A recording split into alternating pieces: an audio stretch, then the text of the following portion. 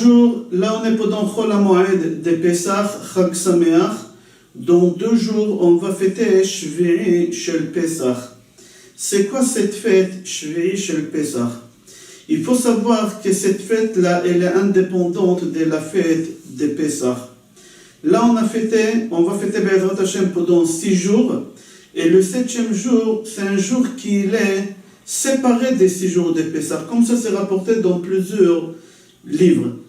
Et quand même, on ne fait pas chez Echiano pendant le Kiddush de Shvi'i Shel Pesach. La question qu'elle se pose, pourquoi Kadosh Baruch Hu, il avait besoin de nous faire une journée à part de Pesach? Ça ne nous a pas suffi? Tous les miracles, toute la sortie d'Égypte, toutes ces années-là que Moshe, tout ce qu'il a fait avec Paro, tout ce qu'on a vu, ça ne nous a pas suffi. On avait besoin encore de faire l'ouverture de la mer. Dans 2 jours, Be'ezrat Hashem, on fera la veillée jusqu'à un peu après minuit et on va chanter Az Yashir Moshe parce que c'est l'heure de l'ouverture de la mer. Akadosh Baruch Hu, il a fait un grand miracle. Est-ce qu'on a besoin d'un miracle en plus pour conclure cette fête-là de Pesach? Il y a ici quelque chose. Alors on va essayer de comprendre Be'ezrat Hashem. Il faut savoir que la sortie d'Égypte, elle était faite en 2 étapes. La première étape, c'était la sortie en elle-même. Et les 10 plaies, la sortie en elle-même. Pendant 6 jours, on est sorti d'Égypte et on a marché dans le désert jusqu'à qu'on est arrivé devant la mer. Et là, au moment qu'on est arrivé devant la mer au 7e jour, c'était la 2e étape de la sortie d'Égypte, des miracles qu'Akadosh Baruch Hu. C'est marqué là-bas qu'Akadosh Baruch Hu, il a ouvert la mer et il nous a fait traverser.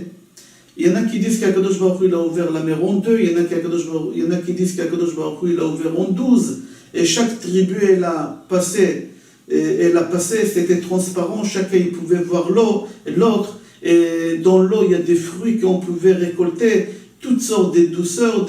On va raconter ça, Be'ezrat Hashem, au 2e cours, pas celui-là, au 2e cours, on va raconter comment c'était une bonheur pour les bénis Israël de traverser la mer, tellement c'était beau, à tel point qu'ils n'ont pas voulu sortir.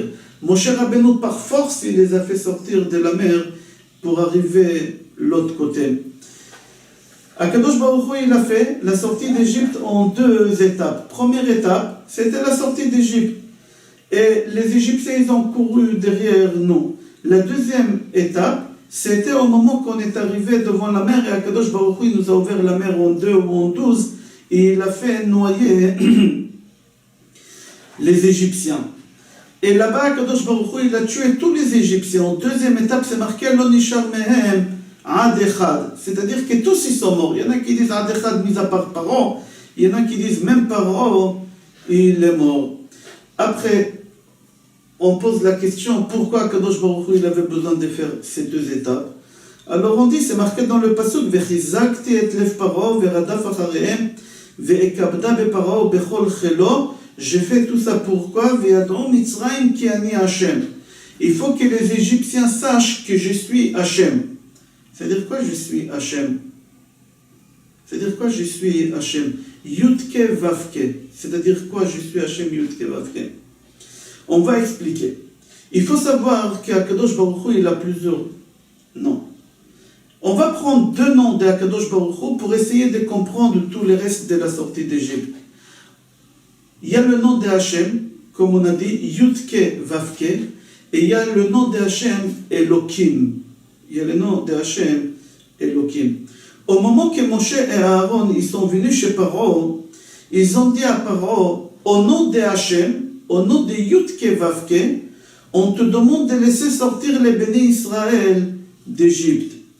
Paro, il leur a dit, jamais j'ai entendu parler du nom de Hashem, de Yudke Vavke. Jamais j'ai entendu parler de ce nom-là. Le nom de Hashem, Elohim, oui, je connais la preuve. Au moment qu'il a parlé de Yosef, il a dit, Ish Asher Ruach Elohim Bo. Au moment que Paro, il a parlé de Yosef, il a dit, Ruach Elohim Bo, c'est-à-dire il savait que Dieu, Elohim, il existe. Mais Dieu, Yudke Vavke, Hashem, il ne savait pas. Alors au moment que Moshe et Aaron, ils arrivent devant Paro, et ils lui disent, libère les bénis Israël au nom de Hashem, Lui, il leur dit Hachem. Jamais j'ai entendu parler des Yudke Vavke Hachem. J'ai entendu parler des Elohim, je connais, il n'y a pas de problème, je le connais lui. Mais Hachem, je ne connais pas.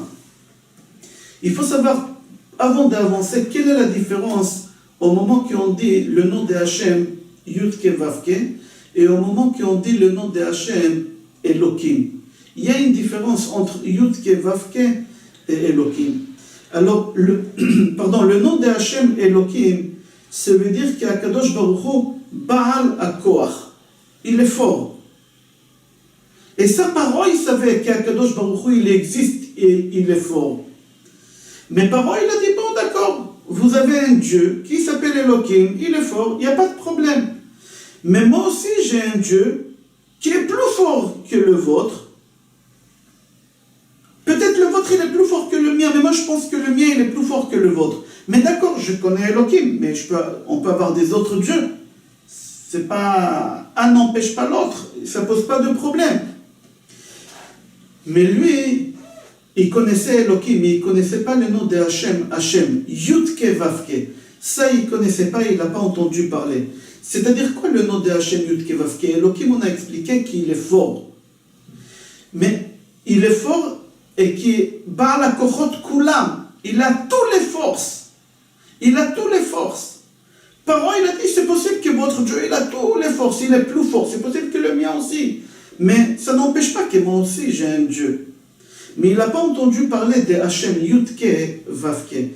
C'est quoi le nom de Hachem Yudke Vavke? Au moment qu'on fait la bracha Baruch Ata Hachem, on doit penser Yudke Vavke Hachem, c'est quoi? Qu'Akadosh Baruch Hu, il est Aya Ove Ve'iye. Akadosh Baruch Hu, c'est le premier, il était là depuis toujours, Ove, il est présent, et Atid, au futur, il sera là tout le temps. Urishon Ve'u Acharon. Comme ça, on explique le nom de Yudke Vavke. Et ça, Paro, il ne savait pas. Paro, il ne savait pas qu'il y a un Dieu, qu'il était là le premier avant tous les autres dieux, et qu'il est toujours là, et qu'il sera toujours là. Ça, Paro, il ne savait pas.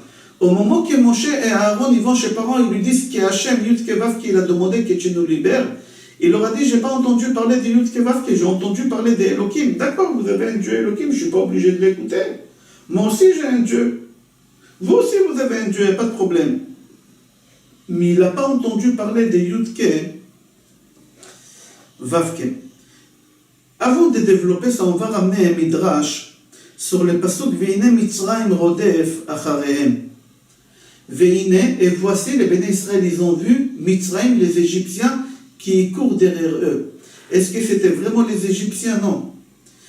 Le midrash dit qu'ils ont vu l'ange de l'Égypte. Chaque pays, il a un ange protecteur. Et eux, ils ont vu l'ange d'Égypte, qui a un nom lui aussi, on va dire tout à l'heure son nom, il court derrière eux. Il s'appelle Baal Tsephon. Il courait derrière eux. Et au moment que les Béné Israël, ils ont vu, que Baal Tsephon, il court derrière eux, alors ils ont perdu beaucoup de confiance en Hachem. Ils ont dit Hachem, il n'a pas pu liquider les Égyptiens à 100%. La preuve, leur Dieu, il est là, il est puissant, il court toujours derrière nous.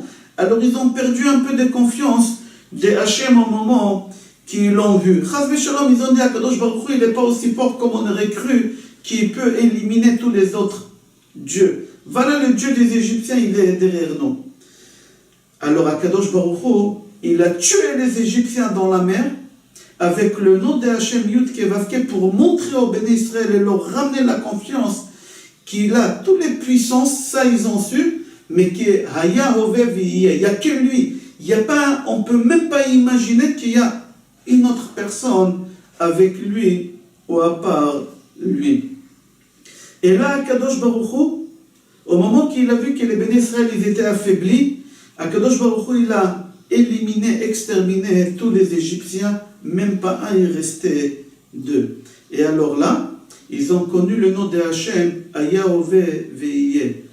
Aya Ove Ve'iye, Echad Ushmo Echad. Il est un seul qui règne et qui gère et qui commande et qui donne la vie et qui reprend la vie, il y en a un seul. Là, ils ont compris maintenant. En Égypte, Akadosh Baruch Hu, il a montré là-bas, et la Kouto, il a montré qu'il est Elohim, qu'il est puissant. Mais au moment qu'ils ont arrivé devant la mer, Akadosh Baruch Hu, il leur a montré son existence au futur, au présent, au passé, au présent et au futur. Akadosh Baruch Hu en Égypte, il leur a montré qu'il est fort, il leur a donné les 10 plaies. Akadosh Baruch Hu, il leur a montré parmi ces 10 plaies que c'est lui qui commande et qui gère et qui est le plus fort des 4 éléments, que ce soit le feu, le vent, la terre et l'eau, qu'il est plus fort que le végétal, que l'animal, que l'homme et qu'il est inerte. Akadosh Baruch Hu, il leur a montré toutes ces choses-là qu'il est fort, mais qu'il est unique et il n'y a pas un autre Dieu à part lui. Ça, Akadosh Baruch Hu, il ne leur a pas montré. Parent, il a dit, bon d'accord, vous avez un Dieu qui est fort, bravo. Moi aussi, j'ai un Dieu qui s'appelle Baal Tsephon, qui lui aussi, il est puissant. À quel moment Akadosh Baruch Hu, il a montré aux Égyptiens et aux Béné Israël, il s'est dévoilé à eux avec le nom de Hachem, de Yudke Vavke, à Yahové Vehiye. Akadosh Baruch Hu, il leur a montré ça à tout le monde au moment qu'il a exterminé à la mer le Baal Tsephon. Au moment qu'il a exterminé le Baal Tsephon, là les Égyptiens et les Béné Israël, ils ont compris qu'il n'y a pas quelqu'un d'autre, il n'y a pas un autre Dieu sur terre, que Akadosh Baruch Hu, il est sur terre. Alors là, les Égyptiens, ils ont compris que Hachem, il existe aussi avec Yudke, Vavke, et pas seulement Elohim. La question qu'elle se pose, pourquoi Kadosh Baruch Hu, il leur a montré ça devant la mer? Pourquoi il ne leur a pas montré ça en Égypte? Pourquoi en Égypte, il s'est dévoilé là-bas avec Elokut, Elohim, et ici, dehors d'Égypte, à la mer, il s'est dévoilé à eux avec le nom de Hachem. Parce que Akadosh Baruch Hu, il a voulu que Béné Israël, ils atteignent des niveaux très élevés. Et Hachem, il a dit pour que Béné Israël, il s'élève à des niveaux élevés. En Égypte, c'est pas possible. La preuve, Moshe Rabbeinu, il n'a pas pu prier en Égypte. Il a dit à parole, je suis obligé de sortir d'Égypte. Ici, il y a trop d'impureté.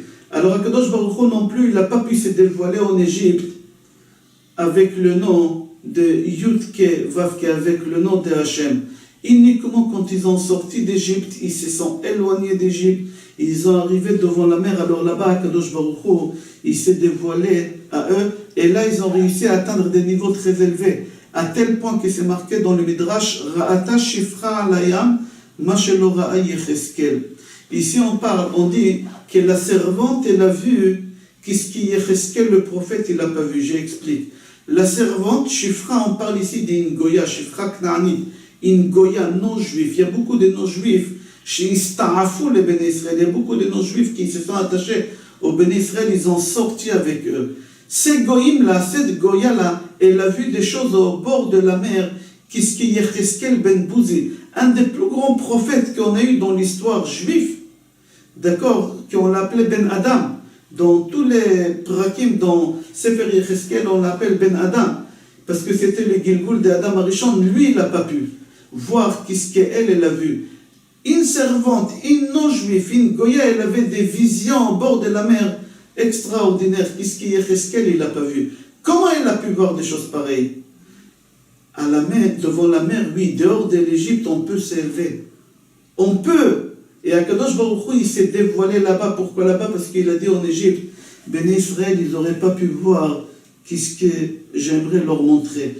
Uniquement là-bas. À cause de l'impureté en Égypte. Entre parenthèses, au moment que j'ai dit que la servante non-juive, elle a vu des choses qu'Yecheskel n'a pas pu voir, il ne faut pas regarder ça comme honneur. Au contraire, c'est déshonorable. Pourquoi? Parce que tu as vu des choses qu'est-ce que Yecheskel n'a pas vu et tu t'es pas converti au judaïsme. À la fin, tous ces gens-là, ils ont quitté les juifs. C'est eux qui ont fait le veau d'or. Les juifs, ils n'ont pas fait le veau d'or. Les Béné Israël, ils n'ont pas fait le veau d'or. Vous avez vu des choses et quand même vous avez osé faire.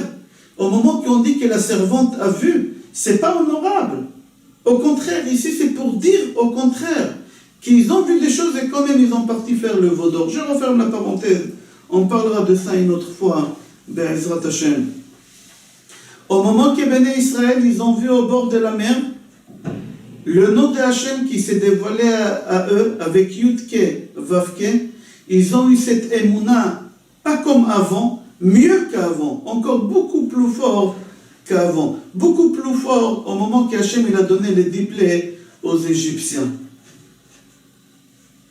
Chazal disent, nos sages disent, tout celui qui lit Shirat Hayam, Az Yashir Moshe Uvnei Israël, tous les matins on dit ça dans la prière, mais celui qui lit ça tous les jours avec joie, il peut profiter d'avoir cette lumière que Béné Israël ils ont eue au bord de la mer. J'ai dit tout à l'heure qu'une servante, une Goya, elle a vu des visions extraordinaires. Nous, on peut voir mieux qu'elle. Nous, on est des Béné Israël, on peut voir mieux qu'elle. À condition qu'on fait tous les jours Az Yashir avec joie. C'est marqué qu'au moment qu'on est sorti d'Égypte, même les bébés qui étaient dans le ventre de leur mère, Ubarim Bemei Imotehem, les bébés qui se trouvaient dans le ventre de leur mère, eux aussi, ils ont chanté Az Yashir, ils ont chanté cette chanson. Dans Midrash Tehillim, c'est rapporté que les Égyptiens, ils ont coulé dans la mer. Akadosh Baruch Hu, il a demandé à la mer de jeter le corps des Égyptiens à la terre ferme. Pourquoi? Pour 2 raisons. Pour que les Béné Israël voient et qu'ils soient tranquilles qu'ils sont morts. C'est fini l'Égypte. Oubliez, ils sont tous morts. Deuxième raison, pour que les Béné Israël puissent prendre les Bizat Ayam qui étaient plus importantes que Bizat Mitzrayim. Le Midrash dit là-bas encore que Béné Israël ils prenaient leurs chiens et ils mettaient leurs pieds sur la tête des chiens. Pardon, ils mettaient le pied sur la tête des Égyptiens. Et il disait au chien, viens manger de cette main-là, qu'elle m'a fait travailler. Viens manger ce morceau-là qui m'a fait du mal. Viens manger ces intestins-là qui n'ont pas eu de la pitié sur moi. Le Midrash jusqu'à là. Il faut savoir aussi, c'est marqué dans la Gemara et aussi dans le Midrash, que les Malachim, ils ont voulu faire aussi la Shira. Béné Israël, ils ont fait le chant, et les Malachim aussi, ils ont voulu faire le chant. Mais Akadosh Baruch Hu, il leur a interdit. Akadosh Baruch Hu, il leur a dit, Ma'aseh yaday tov'im bayam ve'atem omrim shira. Ma créature, mes enfants, les Égyptiens, après tout, d'accord, mais c'est mes enfants après tout, c'est ma créature. Ils sont en train de mourir et vous voulez chanter. Akadosh Baruch Hu, il leur a interdit de chanter. Il leur a interdit de chanter. Mais au peuple de Béné Israël, Akadosh Baruch Hu, il leur a donné l'autorisation de chanter. Pourquoi? Parce que Akadosh Baruch Hu, il a voulu que Béné Israël voie la vengeance des Égyptiens avec joie. Nous, les Béné Israël, lui, on avait le droit.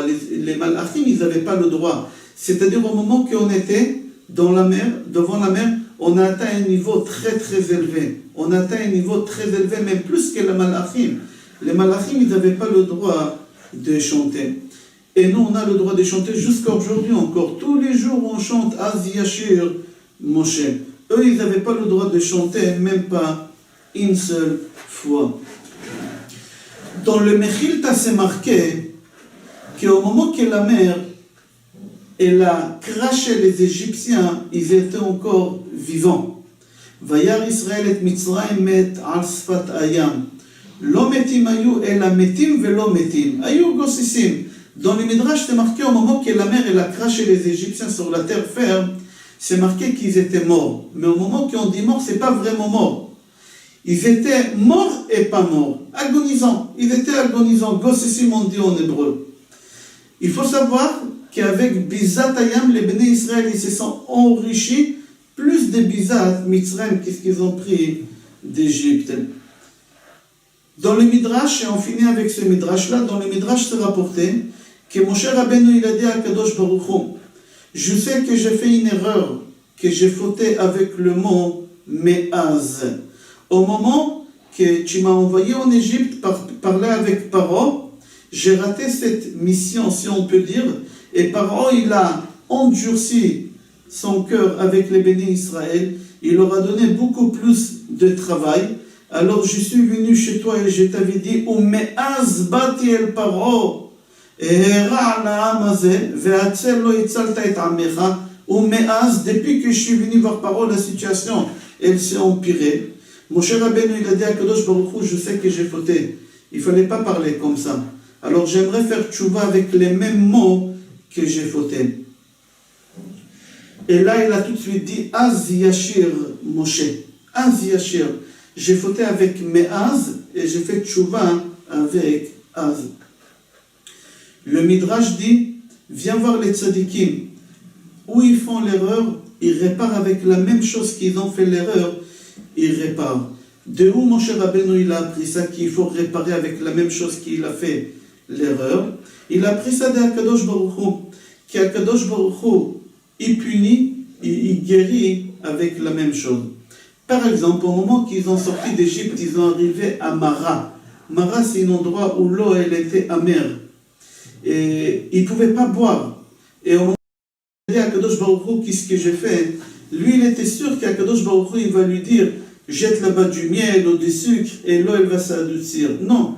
Akadosh Baruch Hu, il a dit à Moshe Rabbeinu, prends de cet arbre-là, et cet arbre, il était amer, et jette-le dedans, et l'eau, elle va devenir douce. Et c'est comme ça qu'est-ce qui s'est passé. Alors Moshe Rabbeinu, il a compris qu'Hachem, il répare le mal par le mal. Alors lui aussi, il a dit, moi je vais réparer le mal que j'ai fait avec le mal que j'ai fait. Me'az et Az Yashir. Le Maharal, il pose la question, pourquoi Moshe Rabbeinu, il a fait la tchouva avec le mot Az? Qu'est-ce qu'il a de spécial ce mot-là, Az? Aleph Zayn. Le Maharal y répond, et il dit qu'il y a un midrash qui dit, Echad rochev al shiv'a.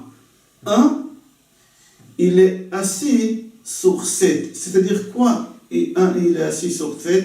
Aleph, c'est un, c'est Elohim, c'est Dieu qui est seul et unique. Ba'al hakochot kulam.